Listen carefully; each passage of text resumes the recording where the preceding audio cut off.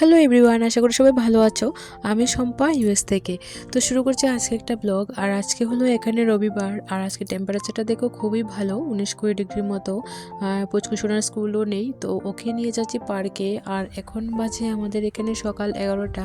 তো যেহেতু আজকের ওয়েদারটাও ভালো, তো সব বাচ্চারা পার্কে খেলা করছে। তো দেখতেই পাচ্ছ এখানে সব বাচ্চারা বেরিয়ে পড়েছে। তো চলো যাওয়া যাক। আর এটা হলো সুইমিং পুল, এটা কিছুদিন পর আবার এটা খোলা হবে। আর এদিকে দেখতে পাচ্ছ আজকে বাইরে কত লোকজন। তো আজকে ওয়েদারটা ভালো বলে সবাই বাইরে এসে রোদে বসছে। এদিকে দেখো কত বাচ্চারা বাইরে আছে। তো চলো এবার মেইন পার্কে যাওয়া যাক। আর দেখো পার্কে কি সুন্দর কত লোকজন, তো খেলা করছে এখানে সব বাচ্চারা। আর আজকে তো স্কুলও নেই, তো তার জন্য সব বাচ্চারা এখানে খেলা করছে। তো তোমরা দেখতেই পাচ্ছ বাইরে কত লোকজন। তো এখানে যেদিন ওয়েদারটা একটু ভালো থাকে, লোকজন বাইরে খেলাধুলা করে। তো চলো এবার দেখি পুচকু কোথায় আছে। আর পুচকু এখানে ওর ফ্রেন্ডসদের পেয়ে সব খুশি। তো ওইদিকে ও বল খেলছে।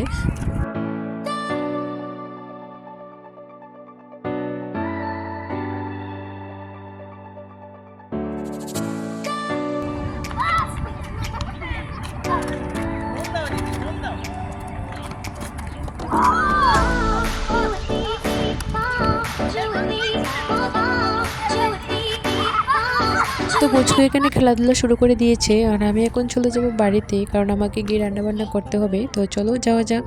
তো আমি বাড়িতে চলে এসেছি, আর বাড়িতে এসে শুরু হলো রান্নাবান্না। আর আজকে আমি রান্না করব অ্যাসপারাগাস, যেটা হলো এই দেশীয় ভেজিটেবল। এটা এখানকার লোকরা খায়। আজকে এই পুরো রেসিপিটা তোমাদের সাথে আমি শেয়ার করব। তো প্রথমে আমি এগুলোকে ছোট ছোট পিস করে কেটে নেব। তো দেখতেই পাচ্ছ। আর পেছনের শক্ত জায়গাটা আমি ফেলে দেব। তো এইভাবে নরম অংশটা আমি নিয়ে নেব। তো দেখতেই পাচ্ছ আমার কাটা কমপ্লিট। আর তার সাথে আমার লাগছে এখানে পেঁয়াজ আর আদা রসুন আর কাঁচা লঙ্কা। আর এখানকার পেঁয়াজগুলো দেখো সাদা সাদা, আবার লাল পেঁয়াজটাও এখানে। আর লাগছে আমার টমেটো। তো টমেটোটা আমি এখানে কেটে নিয়েছি।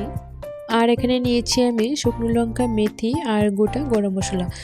তো চলো শুরু করা যাক। তো প্রথমে আমি প্যানটা বসিয়ে দিলাম। আর এখন বাজে ঘড়িতে একটা, দেখতেই পাচ্ছ এখানে টাইমটা দেওয়া আছে 1:16 বাজে।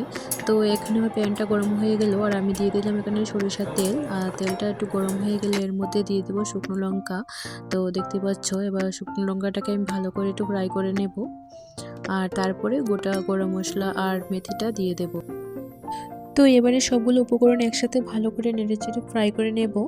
আর তারপর দিয়ে দেব এখানে কাঁচা লঙ্কা, আদা আর পেঁয়াজ রসুনের একটা পেস্ট। আর এবারে এই মশলাগুলো ভালো করে আমি একটু কষিয়ে নেব। তো দেখতেই পাচ্ছ এখানে আমার এটা প্রায় কষানো হয়ে এসছে। আর এবারে আমি এর মধ্যে দিয়ে দেব কেটে রাখা অ্যাসপারাগাসগুলো। তো এবারে আমি কিছুক্ষণ নেড়ে ছেড়ে এর মধ্যে এক এক করে জিনিসগুলো অ্যাড করব। তো প্রথমে আমি দেব এখানে হলুদ গুঁড়ো।